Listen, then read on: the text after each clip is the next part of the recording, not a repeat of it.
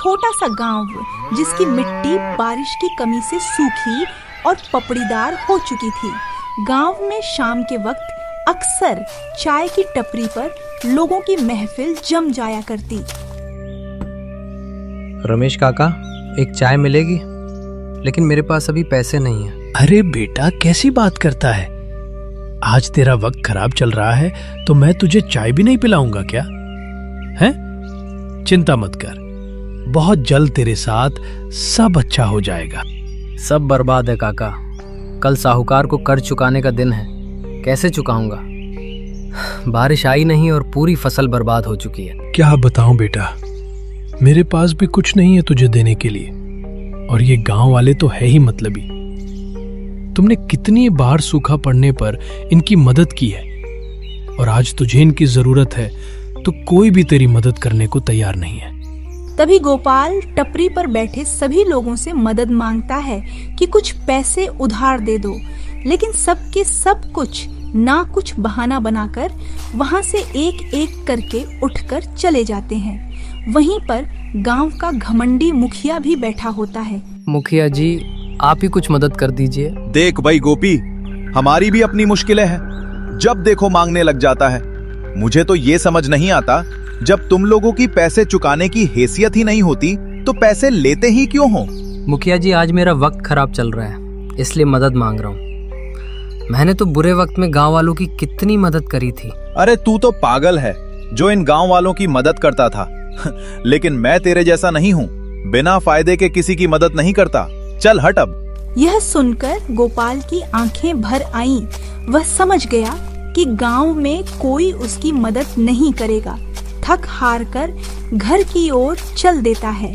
अरे बेटा, तेरी चाय तो पी ले। नहीं काका, अब मन नहीं है। रात हो चुकी थी, लेकिन गोपाल की आंखों में दूर दूर तक नींद का नामो निशान नहीं था, और देखते ही देखते सुबह हो जाती है। अजी, आज तो साहूकार आने वाला है ना, अपने कर्ज के पैसे वसूलने? हाँ, आने वाला तो है, लेकिन उसे देने के लिए एक पैसा नहीं है। अब हम क्या करेंगे? मुझे तो बहुत डर लग रहा है। अरे डरो मत, साहूकार जानता है फसल कटते ही मैं उनका सारा कर्जा चुका दूंगा। बाकी जो होगा देखा जाएगा।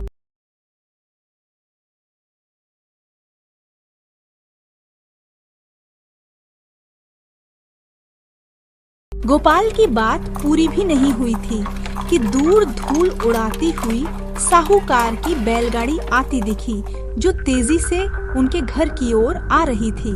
कुछ देर में उनके घर के अंदर साहूकार का आदमी आकर बोलता है, अरे गोपी, तुझे साहूकार जी ने हवेली बुलाया है। अरे भंवर भाई, आप क्यों आ गए? आज तो मैं खुद ही हवेली आने वाला था ठाकुर साहब से मिलने। ठीक है सुमन, मैं होकर आता हूँ। हाँ ठीक है जी, अपना ख्याल रखना और जल्दी आ जाना। जल्दी कर, मुझे और भी काम है। तुम्हारी तरह खाली बैठने का वक्त नहीं है मेरे पास। हाँ चलो चलो, लेट हुई तो साहूकार जी गुस्सा करेंगे।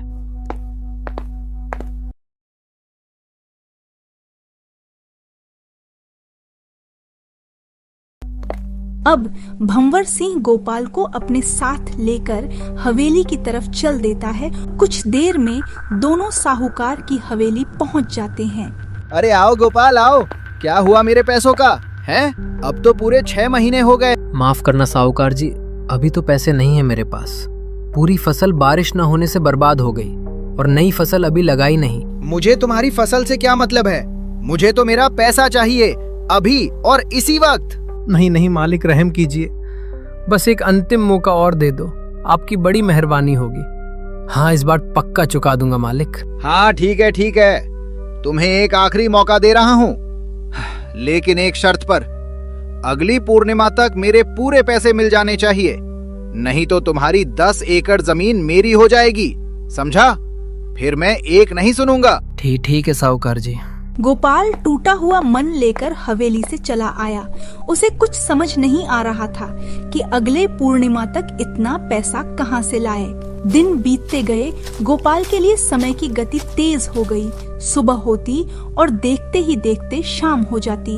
एक दिन वह खेत में काम कर रहा था तो गोपाल का बेटा बोलता है, पिताजी, मुझे तो बहुत डर लग रहा है, क्या हमारा खेत बच पाएगा? बच जाएगा बेटा, मैं हर संभव से संभव कोशिश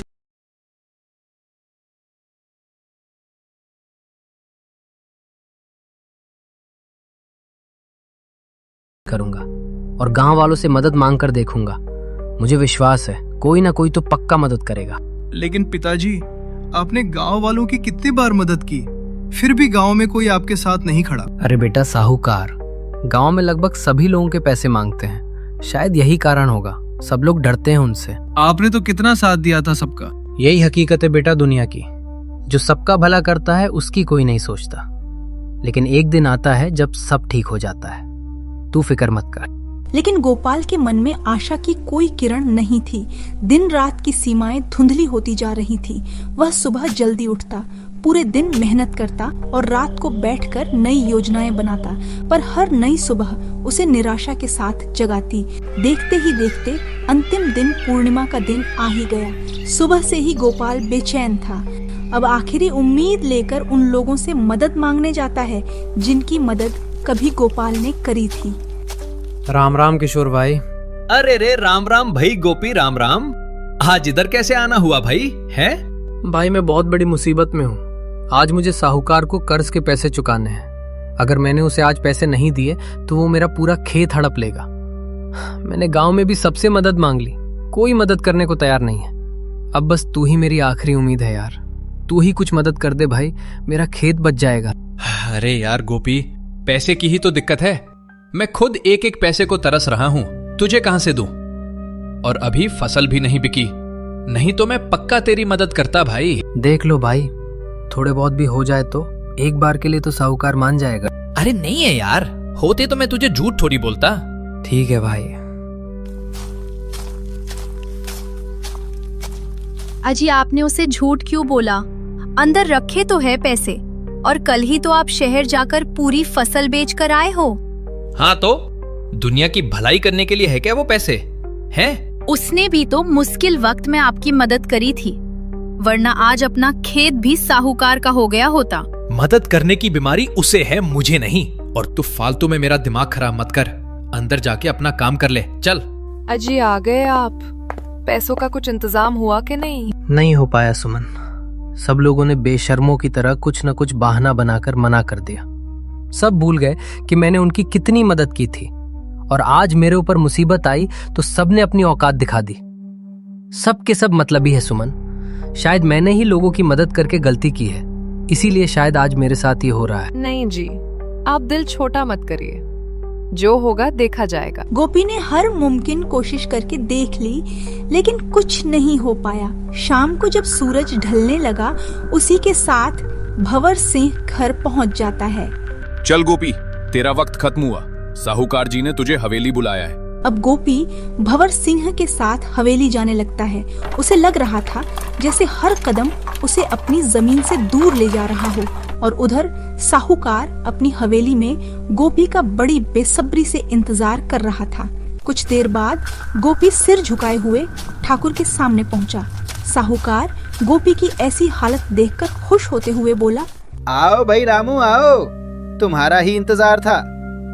अब तो लाए हो ना मेरे पैसे, या अभी भी खाली हाथ ही आ गए हैं? माफ करना मालिक, आपको देने के लिए मेरे पास कुछ भी नहीं है। पता नहीं क्यों गांव में भी कोई मेरी मदद करने को तैयार नहीं है। अबे साहूकार जी ने तुझे यहाँ पर ये सुनने के लिए नहीं बुलाया है।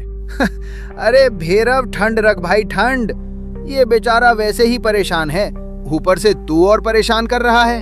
हाँ तो कोई बात नहीं गोपी, शर्त के मुताबिक अब से तेरी वो 10 एकड़ जमीन मेरी हुई, और हाँ कल से तुम उस पर मजदूरी करने आ जाना, वरना तेरा परिवार भूखा मरेगा। नहीं साहूकार जी, मैं मजदूर नहीं बनूंगा। मैंने सोच लिया है, मैं शहर जाकर पैसे कमाऊंगा और एक दिन मैं आपके पूरे पैसे देकर अपनी जमीन वापस लूंगा। और ये जमीन उतने ही दिन आपके पास है जब तक मैं पैसे लेकर नहीं आ जाता। सोच भी मत लेना ये आपकी हो गई। अबे तू साहूकार जी को धमकी दे रहा है? तेरी हिम्मत कैसे हुई ऐसा बोलने की? रुक, तुझे तो मैं बताता हूँ। अरे रे बोलने दे, तकलीफ हुआ है बेचारे को। अब गोपी हवेली से निकलकर सीधा अपने घर आया। उसने पहले पत्नी फिर अपने लड़के को समझाया, उसके बाद अपना गांव छोड़कर शहर की ओर चल देता है। एक दिन का लंबा सफर करने के बाद गोपी शहर पहुंच जाता है। और शहर में कई लोगों से काम के लिए बात करता है, लेकिन उसे हर जगह